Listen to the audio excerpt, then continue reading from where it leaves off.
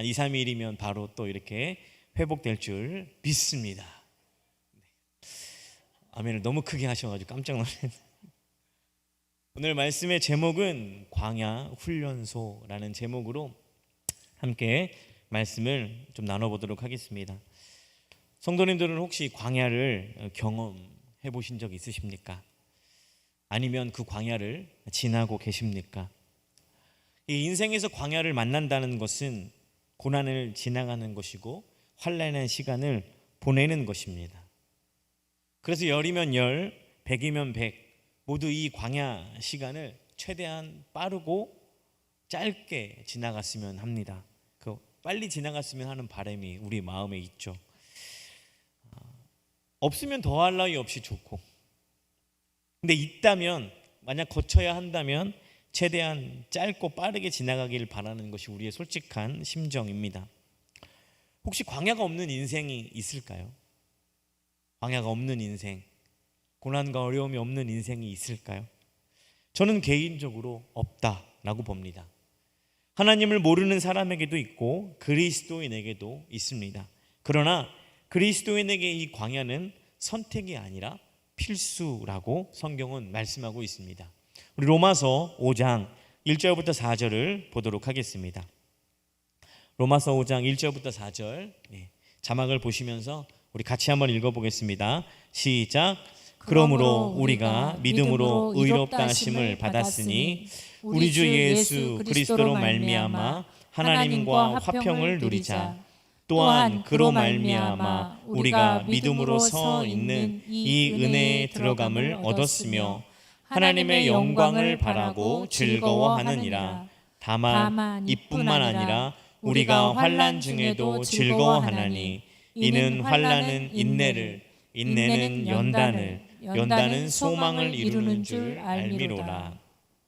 바울은 믿음으로 의롭다 하심을 받은 자들에게는 환난이 있다라고 말합니다. 믿음으로 의롭다 하심을 받은 자들, 모든 성도들, 하나님을 믿는 모든 자들에게는 반드시 이 환난이 있다는 거죠. 그리고 성도들에게 이 환난이 필요한 이유는 소망을 이루기 위함이다라고 말씀하고 있습니다.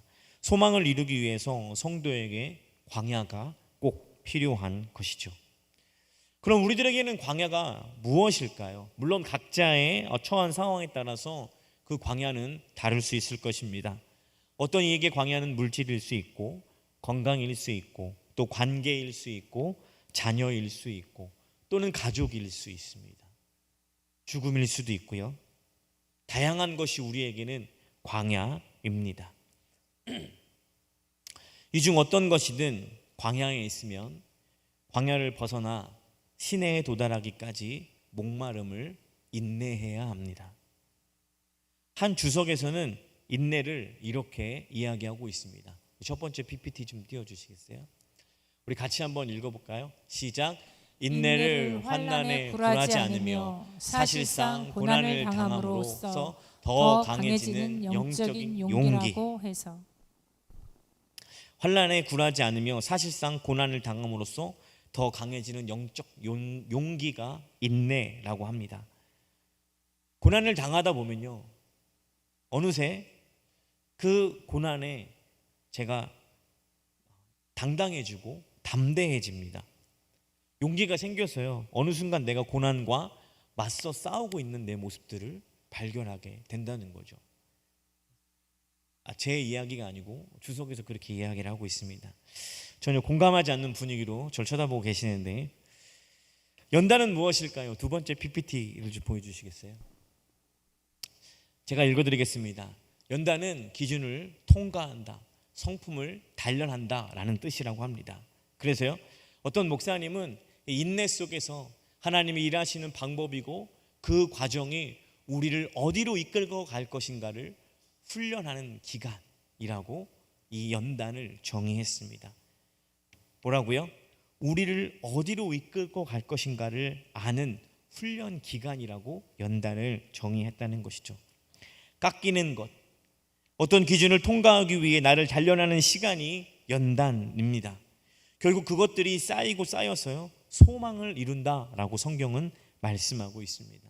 정리해보면 우리는 환난을 통해 인내하게 되고 연단되어지는 과정을 거치면서 나를 향한 하나님의 뜻과 계획들을 깨닫게 됩니다. 이렇듯 주님 안에서 혹독한 광야를 경험한 사람은 겸손합니다. 그리고 광야를 지나고 있는 사람들, 나와 방불한 자들을 보며 그들을 긍휼히 여깁니다. 결정적으로 이 광야에서 내 힘으로 살지 못한다는 것을 깨닫게 됨으로써 하나님을 더욱 의지하게 됩니다. 그러나 광야를 경험하지 않고 인내해보지 않고 연단되지 않고 오직 하나님만 나의 삶의 소망을 알지 못하는 자가 리더로 서거나 왕으로 세워질 때 함께하는 사람들이 어려움을 겪을 수밖에 없습니다. 단지 광야를 경험하지 않았기 때문에 주변 사람들이 어려움을 당하는 것이 아닙니다. 광야를 경험하지 않으면 내가 얼마나 가치 있는 자인지, 하나님이 나를 얼마나 사랑하시는지, 나를 향한 하나님의 그 뜻과 계획이 있다는 것을 깨닫지 못하기 때문에 주변에 있는 자들이 어려움을 당한다는 것입니다. 광야를 경험한 다윗, 그 광야의 시간이 없었던 사울의 결정적인 차이는 그 둘이 큰 어려움에 빠졌을 때 명확하게 드러납니다. 시편 51편 5절과 또 10절부터 13절 말씀을 보도록 하겠습니다. 같이 한번 읽어보겠습니다. 시작. 내가 죄악 중에서 출생하였으며 어머니가 죄 중에서 나를 잉태하였나이다. 10절입니다. 하나님이여 내 속에 정한 마음을 창조하시고 내 안에 정직한 영을 새롭게 하소서. 나를 주 앞에서 쫓아내지 마시며 주의 성령을 내게서 거두지 마소서. 주의 구원의 즐거움을 내게 회복시켜 주시고 자원하는 심령을 주사 나를 붙드소서. 그리하면 내가 범죄자에게 주의 도를 가르치리니 죄인들이 주께 돌아오리이다. 다윗이 뭐라고 얘기합니까? 자신은 어머니의 복중에 있을 때부터 죄인이었다는 것을 깨닫게 됩니다. 이 깨달음은 다윗을 또 우리를 겸손하게 만듭니다. 그리고 다윗은 계속 하는 이야기가 뭡니까? 쫓아내지 마시고 거두지 마시고 회복시켜 주시고 나를 붙들어 달라라고 이야기하면서 자신을 긍휼히 여겨 달라라고 말하고 있습니다.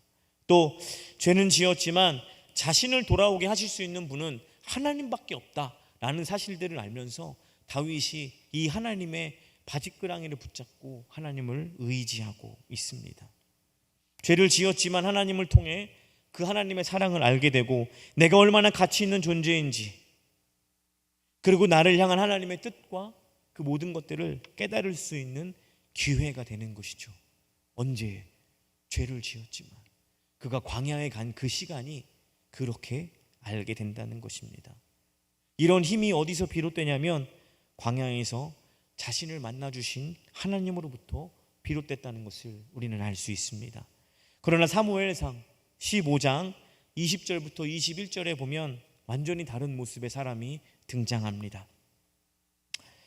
제가 읽어드리겠습니다. 사울이 사무엘에게 이르되 나는 실로 여호와의 목소리를 청종하여 여호와께서 보내신 길로 가서 아말렉 왕 아각을 끌어왔고 아말렉 사람들을 진멸하였으나 다만 백성이 그 마땅히 멸할 것 중에서 가장 좋은 것으로 길갈에서 당신이 하나님 여호와께 제사하려고 양과 소를 이끌고 왔나이다 하는지라.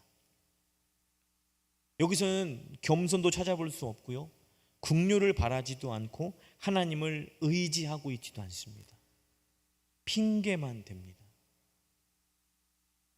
저는 이게 광야를 경험한 자와 그렇지 못한 자의 차이라고 봅니다. 물론 다윗이 잘했다는 것이 아닙니다. 단지 그 광야를 통해 하나님은 다윗을 성숙한 신앙인으로 만들어내고 있었다라는 것이죠. 결론에서도 말씀드리겠지만 고난과 환난은 이 광야를 걷는다는 건 신자들에게는 저주나 실패가 아니라 이 하나님의 간섭 속에 있다는 것이며 그것을 의미하는 것이고, 오히려 그것이 우리들에게는, 하나님을 믿고 따르는 자들에게는 큰 복입니다. 오늘 본문으로 돌아가 보면 오늘 본문에 등장하는 여러 지명이 등장을 하지만 그것이 통칭 엔게디 광야라고 라고 이야기를 하고 있습니다. 유진 피터스는 자신의 책에서 이 광야를 뭐라고 표현하냐면, 넓디 넓은 황무지인 이곳은 아마도 지구상에서 가장 험하고 황량한 지역일 것이다 라고 이 광야를 표현하고 있습니다. 다윗은 광야에서 그의 인생을 시작한 것도 아니고 또 광야에서 인생을 마친 것도 아닙니다. 하지만 다윗의 인생 중에 이 광야에서 있었던 시간을 빼놓고는 말할 수 없을 만큼 중요한 곳입니다. 다윗에게 광야에서의 시간은 인내의 시간이었고 연단의 시간이었으며 소망을 갖는 시간이었습니다. 다윗이 광야에 들어간 이유는 그곳을 동경해서도 아니고 스스로 원해서 들어간 것도 아니었습니다. 자신을 죽이려는 사울을 피해 어쩔 수 없이 도망친 곳이 광야였습니다. 그렇게 어쩔 수 없이 도망친 광야는 다윗이 진리를 깨닫는 장소였고 아름다움을 경험하는 장소였으며 사랑이 함께하는 장소라는 사실을 배우게 됩니다. 광야는 여러 가지 측면에서 매력적인 땅입니다. 어떤 매력이 있냐면, 생각을 해보셨습니까? 광야에 들어가면 어떤 좋은 점이 있을까? 첫 번째, 휴대폰이 안 됩니다. 그래서요, 지켜야 할 약속이 사라집니다. 여유라는 것이 현대인에게는 많이 좀 없어졌죠. 항상 늘 요즘에는 성공하는 사람들을 보면 뭐 초단위로 쪼개서 분단위로 쪼개서 사는 어떤 그런 사람들을 많이 봅니다. 그래야 성공할 수 있다. 그만큼 나를 돌아보고요, 나와 관계된 사람들을 돌아보고 어떤 내 주변을 돌아볼 수 있는 시간이 없다는 거죠. 왜냐하면 쪼개서 살기 때문에 바쁜 거죠. 근데 광야에 들어가면 어떻게 됩니까? 우선 단순해집니다. 그리고요, 내가 그런 여유가 생겼을 때 내가 어떤 사람인지를 생각하게 되고 내가 좀 더 나다워지게 되고 그동안 여유가 없어서 미처 생각하지 못했던 일들과 관계에 대해서, 그리고 나에 대해 다른 이들의 어떤 행동과 말들이 정리가 되기 시작하는 곳이 광야입니다. 이렇게 긍정적인 부분만 있다면 다 광야에서 살겠죠. 그런데요, 반대로 부정적인 면이 존재합니다. 어떤 거죠? 첫 번째지만 가장 중요한 것, 예측하기 어렵습니다. 그로 인해 언제 위험에 처할지 모르는 곳이 광야이죠. 사실 이 부분이 광야에서 살기 가장 꺼려하는 부분이기도 합니다. 현대로 올수록, 지금 현대 시대로 올수록 안정적인 삶, 그것이 인생의 가장 중요한 가치로 두고 있기 때문에 우리는 더 넓은 곳, 더 든든하고 나를 지켜줄 수 있는 어떤 그런 곳으로 우리는 자꾸 우리의 거처나 삶을 이동하는 것을 알 수 있습니다. 예측하기 어렵고 늘 위험이 도사리고 있는 곳은 우리가 잘 살려 하지 않죠. 언제나 물이 풍부하고 첨단의 기술로 여러 가지 상황과 환경들을 미리 예측할 수 있는 곳에 우리는 더 많이 살려고 합니다. 그래서 광야가 아니라 도시로 모여드는 것이죠. 하지만 우리가 아무리 문명화된 곳에 살고 있다 하더라도 갑자기 광야로 내던져지는 경우가 있습니다. 여기서 말하는 이 광야는 유진 피터스는 상황적 광야다라고 표현하고 있습니다. 이 광야는 다윗이 들어갔던 진짜 광야가 아니라 우리의 현실에서 우리가 살아갈 때 맞닥뜨려지는 광야입니다. 그러나 그 광야는 예측할 수 있는 곳이지만 어떻게 보면 진짜 이 다윗이 경험하고 있는 광야보다 어떻게 보면 더 끔찍한 곳이고 더 위험한 곳이 우리가 살고 있는 상황적 광야일 수 있습니다. 그러나 이 상황적 광야이든 다윗이 경험한 광야이든 광야는 아름다운 곳입니다. 갑자기요? 네, 광야는 아름다운 곳입니다. 왜 광야가 아름다울까요? 그 이유는 다른 곳에서는 경험할 수 없는, 오직 광야에서만 체험할 수 있는 것이 존재하기 때문에 광야는 아름답습니다. 오직 광야에서만 볼 수 있는 하나님이 창조하신 세계, 인간의 표현으로는 다 담을 수 없을 만큼 아름다운 광경과 상황이 펼쳐지는 곳, 가장 위험천만한 곳에서 하나님께서 늘 나와 함께 하심을 가장 강력하게 경험하는 곳이 그 광야이기 때문에 그곳은 아름다운 곳이죠. 홍해 앞에 선 이스라엘 백성들을 한번 생각해 보시기 바랍니다. 홍해 앞에 이스라엘이 섰고요, 뒤에서는 바로의 군대가 쫓아옵니다. 이스라엘 백성들의 마음에 어떤 마음이 들었겠습니까? 죽었구나, 여기가 우리 무덤이구나, 끝이구나 라는 생각을 하지 않았겠습니까? 그곳은 이스라엘 백성에게는, 방금 출애굽한 이스라엘 백성에게는 광야였습니다. 그러나 하나님께서는 인간의 이성으로 상상할 수 없을 만큼 놀라운 일을 행하셔죠. 홍해를 가르십니다. 그리고 마른 땅을 건너가게 하십니다. 경이롭죠. 그 어디서도 볼 수 없는 광경입니다. 그래서 광야이지만 하나님의 역사하심과 인도하심을 경험할 수 있기에 우리는 아름답다라고 말할 수 있는 것이죠. 성경에서 등장하는 유명한 세 개의 광야가 존재합니다. 먼저 모세가 이스라엘 백성을 인도했던 시내 광야입니다. 이곳에서는 이스라엘 백성이 우상과 살아계신 하나님을 분간하는 법을 훈련받았던 곳이고요, 하나님을 경배하는 법을 배우는 곳이 바로 이 광야입니다. 이스라엘은 이 광야에서 율법을 통해 하나님 앞에 온전해지고 거룩하게 사는 삶을 준비하는 기간이었습니다. 둘째로는 예수님께서 시험 받으셨던 유대 광야입니다. 하나님이 하시는 일 속으로 들어가는 것, 그것들을 분간하는 법을 배우셨고 우리의 구세주가 될 어떤 그 준비를 갖추는 곳이 광야였습니다. 그리고 세 번째로 다윗이 경험한 광야는 한 사람의 인간으로 거부당하고 사냥감의 신세로 전락한 젊은이가 고난으로 인해 하나님을 부정하거나 하나님을 원망하거나 하지 아니하고 오히려 하나님을 신뢰하며 도우심과 긍휼을 구하는 선택을 배우는 자리, 하나님을 신뢰하며 그분의 도움을 구하는 자리가 광야였습니다. 그래서 이 세 광야의 공통점은 무엇이냐면 아무것도 없는 척박하고 메말라 생명이라고는 존재할 수차 없는 그 땅에서 세상에 어떤 방해도 없이, 전화도 없이, 알람도 없이, 그 어떤 방해도 없이 오롯이 하나님과 대면하고 친밀해지며 자신을 향한 하나님의 뜻과 목적을 깨닫는 곳이었고, 동시에 내가 거룩하니 너희도 거룩하라 라는 명령을 연습하는 장소가 광야였던 곳입니다. 다윗과 그를 따르는 몇몇이 날이 너무 더워 동굴 속으로 숨어 들어갑니다. 그런데 다윗이 숨은 이 동굴에 사울이 용변을 보러 들어옵니다.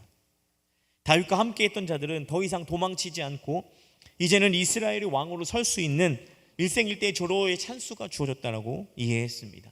그래서 다윗의 동료는 사울을 죽여 이 일을 이루려고 했지만 다윗은 달랐습니다.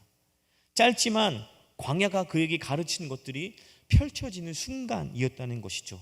다윗은 동료들을 만류하고 왕의 외투를 조금 자르고 사울을 살려보내줍니다. 그리고 다윗이 하는 말이 무엇이냐면 제가 감히 여호와의 기름 부음 받은 분을 어찌 해할 수 있겠습니까? 라고 이야기하는 것이죠.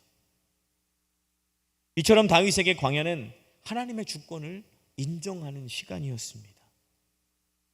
그 시간이 다윗 안에서 어떤 신성함을 알아볼 줄 아는 감각과 모든 만물과 모든 사람 안에 있는 하나님의 그 아름다움과 임재와 거룩함을 알아보는 그의 인식은 척박한 광야 생활 중에 놀라울 만큼 성장해 있다는 것을 알 수 있습니다.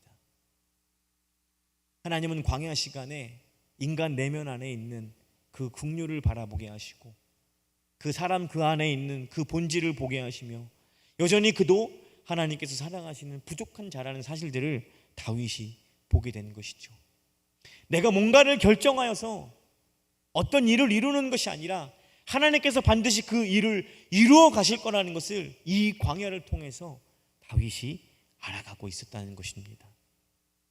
광야는 너무도 깊은 아름다움 때문에 또 저속한 복수 따위는 생각조차 못하는 곳입니다. 우리는 쉽게 광야에 나가면 우리를 광야로 내몬 그 사람을 미워하며 살 것이다라고 생각합니다. 하지만 그렇게 복수의 마음을 품은 채 그곳에서는 살아남을 수 없습니다. 그곳에서 살아남을 수 있는 유일한 방법은 하나님과 대면하여 하나님을 의지하는 것입니다. 하나님이 자신의 유일한 피난처라는 사실을 깨달아 하나님께로만 피하는 것 밖에는 살아남을 방법이 없는 것이죠. 광활한 사막에 도망 다니면서 처음에는 자신을 죽이러 오는 사울을 원망하고 미워했을 수도 있습니다. 시간이 지나면 지날수록 누군가를 미워하고 시기하기보다 자신을 위해 창조하신 그 세계를 바라보며 금방 잡혀 죽을 것 같은 인생을 살려주시는 것에 대해서 감사하지 않을 수밖에 없는 곳이 광야인 것이죠. 계속 오늘도 읽지 않았습니까? 잡힐 뻔하면 하나님께서 구해주시고 잡힐 뻔하면 하나님께서 구해주시고, 이런 급박한 상황 속에서 사울 왕을 미워할 여력이 없는 것이죠. 이 생과 사가 공존하는 곳에서 하루를 살게 하신 하나님의 은혜를 생각하면 감사할 수밖에 없는 곳이 이 광야의 땅이지, 원망과 좌절이요? 원망과 좌절은 힘이 있을 때나 가능한 마음의 상태입니다. 우리가 마음에 힘이 있어야만 원망과 좌절도 할 수 있는 거예요. 목숨의 경각에 달려있는 그곳에서 우리는 누구를 원망하고 누구를 시기하고 질투하고 그럴 힘조차 없습니다.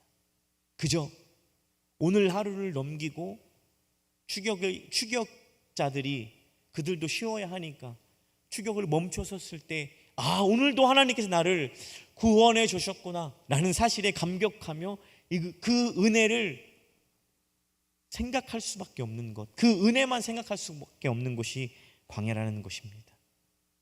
앞에서도 언급했지만 사울과 다윗이 죄를 짓거나 실수했을 때 다른 반응을 보일 수밖에 없었던 이유는 광야의 힘 때문입니다.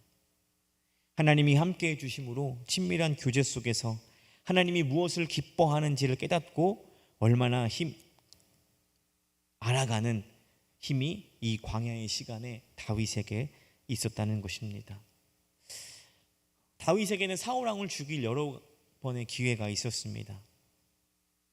그러나 그 기회 때마다 다윗은 하나님의 기름 부은 번자를 자신이 해할 수 없다라는 고백들을 끊임없이 하는 것을 볼 수 있습니다.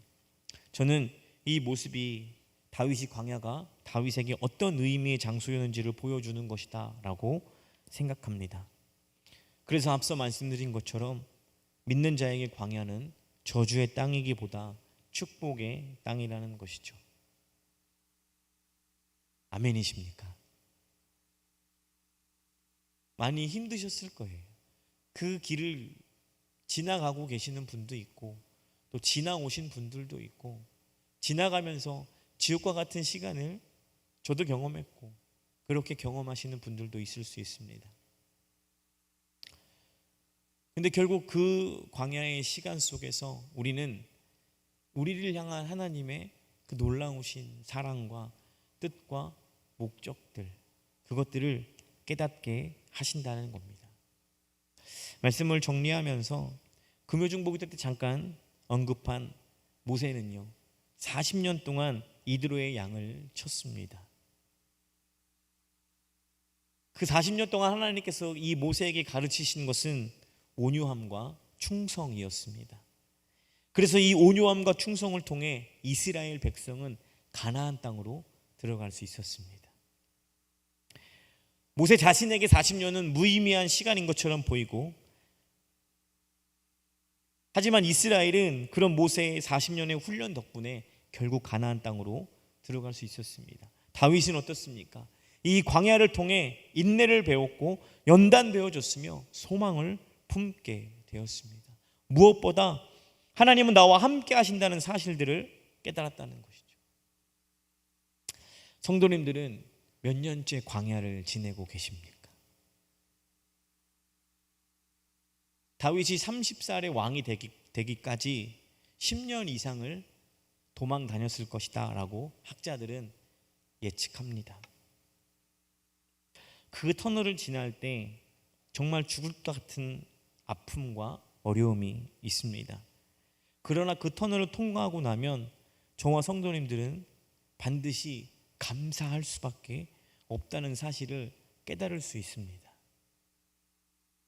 광야를 끝냈는데 끝내서 감사한 것이 아니라 끝내면 분명 우리는 감사할 수밖에 없는 자들이라는 거죠. 그것이 끝났기 때문에 감사한 것이 아니라 그 광야의 시간이 우리에게 어떤 의미가 되고 깨달음이 있기 때문에 감사한다는 것이죠. 최근에 제가 경험한 광야를 잠깐 소개하고 말씀을 정리하려고 합니다. 빌드워십이라는 찬양팀을 만들어서 예배를 이렇게 드리기 시작했습니다. 작년 하반기부터 시작해서 12월까지 예배하고 1월 달에는 쉬고요. 다시 2월 달부터 예배를 드리기 시작했습니다.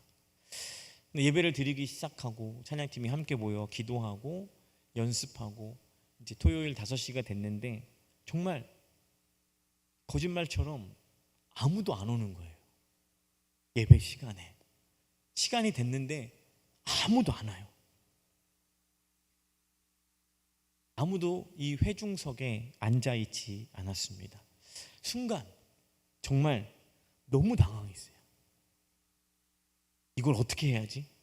그 순간 해야 되나 말아야 되나 막 이런 고민들이 제 머릿속을 헤집어놨어요. 그러니까 5만 가지가 아니라 5천만 가지, 50억만 가지의 막 생각이 막 기타를 내려놔야 되나 아니면 계속 기다려야 되나 시간을 흘러가고 1분 1초가 그렇게 길게 느껴진 적이 제 인생에 단 한 번도 없었습니다. 어떤 광야에 들어가게 되면 딱 느껴지는 우리의 감정들 있지 않습니까? 원망, 질투. 아니 왜 청년분을 이날 저기 축구를 해갖고 왜 아무도 안 오는 거야? 막 이런 마음이 막 들기 시작하는 거죠. 뭐 목사님이 계셔서 얘기하는 건 아니고요. 막 그런 불평과 불만이 딱 들다가요. 어느 순간 제가 딱 깨달았어요. 그렇구나. 하나는 뭐였냐면 개척교회 목사님들이 이런 마음이겠구나. 예배를 열심히 준비하고 찬양을 열심히 준비하고 설교를 정말 진짜 뼈를 갈아가며 살을 내어가며 말씀을 준비했는데 예배를 드리려고 수요 예배 딱 올라가는 성도가 아무도 안 와 있어요. 제가 그 마음을 그거를 깨달았어요. 이런 마음이겠구나. 조만간 나도 느낄 수 있겠구나.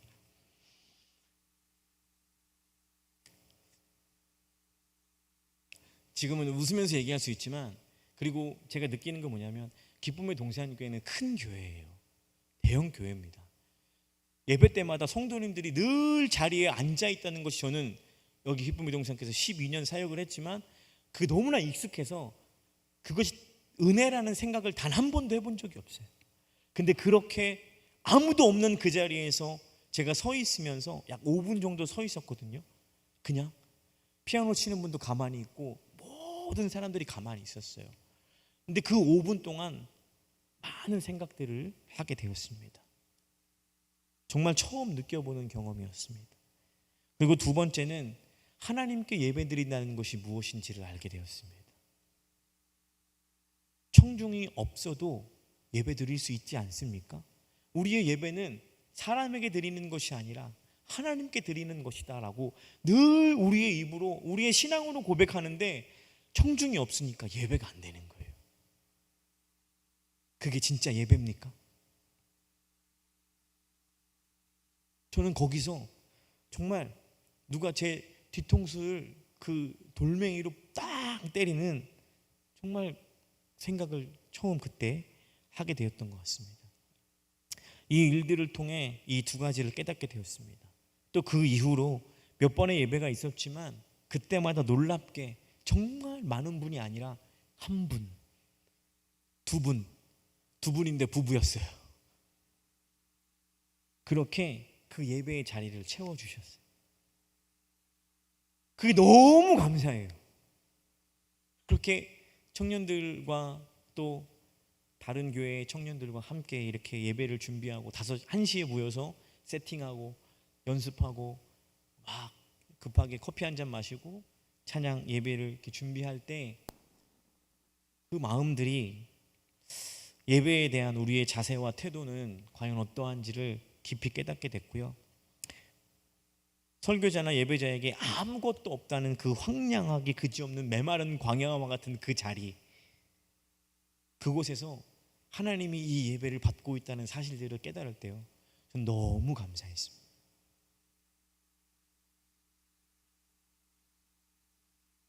저뿐만이 아니라 함께 했던 팀원들이 함께 그 자리에 그런 동일한 하나님의 은혜를 깨달을 수 있다는 것 자체가 전 너무 감사했습니다. 이번 주 토요일 날 오후 5시 조이 카페에서 그 예배가 있답니다. 제가 예배를 홍보하는 건 아니고요, 그렇다라는 것을 말씀드립니다. 작은 광야를 경험하지 않도록 성도님들께서 함께 해주시기를 주님의 이름으로 부탁드립니다. 아멘 한 분 해주셔가지고 너무 감사하네요. 그렇게 광야는 저와 성도님들을 더욱더 예수 그리스도를 닮은 성품의 소유자로, 또 나 혼자만 잘 사는 인생이 아니라 내 옆에 누군가를 살아내게 하는 축복의 통로가 되게 합니다. 성경은 범사에 감사하라는 말씀을 우리에게 많이 하고 있습니다. 그것이 그냥 우리에게 주어지는 말씀이 아닙니다. 감사할 수 없는 상황적 광야는 있지만 하나님이 우리와 함께 해주고 계시다는 사실 하나만으로 우리는 감사할 수 있는 것이죠. 사실은 하나님께서 우리와 함께 해주고 계시다, 그것보다 더 큰 가치의 감사는 없습니다. 더 큰 것은 없는 거죠. 다른 그 어떤 것들은 우리가 구원받았기 때문에 그 부수적인 감사이고, 우리가 가장 감사할 수 있는 것은 그분이 우리와 함께 해주고 계시다라는 사실, 그것이 우리에게는 가장 큰 감사인 것이죠. 그것을 늘 생각할 때 우리는 범사에 감사할 수밖에 없습니다. 뭐가 있고 없고는 나중 문제입니다. 문제가 해결되고 안 해결되고는 그 부차적인 문제라는 것이죠. 내가 욕을 먹고 비판받고 어려움에 빠지고 그 모든 것들은 나중 문제이고, 지금 하나님께서 나와 함께하고 계시다는 사실들은 우리가 가장 감사할 수 있는 가장 큰 이유입니다. 이것을 어디서 느끼냐면 그 모든 것이 끊겼을 광야에서 우리가 깨닫게 되어진다는 것이죠. 광야는 좁고 협소합니다. 먹을 물도 구하기 어려운 곳입니다. 분명한 건 이 길을 가시는 분들은 언젠가 그것이 끝날 것이라는 것을 알기에 우리는 감사할 수 있습니다. 또 이제 그 광야를 들어서신 분들은 무엇을 감사할 수 있습니까? 이제 그 하나님이 나와 함께하고 계시겠구나, 나와 함께 해주시겠구나, 더 친밀한 관계 속에서 내가 하나님을 더 깊이 만날 수 있는 곳이 내가 이제 그곳에 처음 발을 들여놨구나 라는 사실로 우리는 감사할 수 있습니다.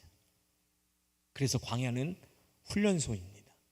그곳에서 우리는 훈련받아 온전하고 장성한 분량에 도달되어 하나님께 영광을 돌리며 성도로서 명예로운 삶을 살아내며 내 옆에 있는 자들에게 복의 통로로 우리를 훈련시키실 것입니다. 특수부대는 뽑아가는 게 아니라 자원해서 갑니다. 훈련은 일반 병사들보다 더 힘들고 어렵지만 자원해서 간다는 것은 어떤 의미입니까? 그 훈련이 자신을 어떤 사람으로 만들지 알고 있는 것이죠. 그리고 그 훈련을 받고 난 이후에 자신의 모습이 얼마나 명예로울지를 알기에 자원해서 가는 것 아닙니까? 우리는 이 광야를 자원해서 아무도 가려 하는 사람이 없습니다. 그래서 하나님께서는 우리에게 고난과 어려움이라는 것을 주시면서 우리를 그 훈련소로 등 떠밀어 보내시는 것이지요. 그래서 그곳에서 훈련받은 우리들이 명예로워지는 것이고, 하나님의 말씀에 순종할 때 그것으로 영광 받는 것입니다. 훈련을 두려워하는 사람과 훈련을 기대하며 자원하는 사람의 차이는 분명히 존재합니다. 두려워하기보다 나를 변화시키신 하나님을 기대하시고 좁은 길로, 협소하지만 그 길로 묵묵히 걸어가시는 저와 성도님들 되시기를 주님의 이름으로 축복합니다. 그곳에서 훈련 받으셔서 정말 명예로운 우리 성도님들의 삶과 인생 되시기를 주님의 이름으로 축복합니다. 기도하겠습니다.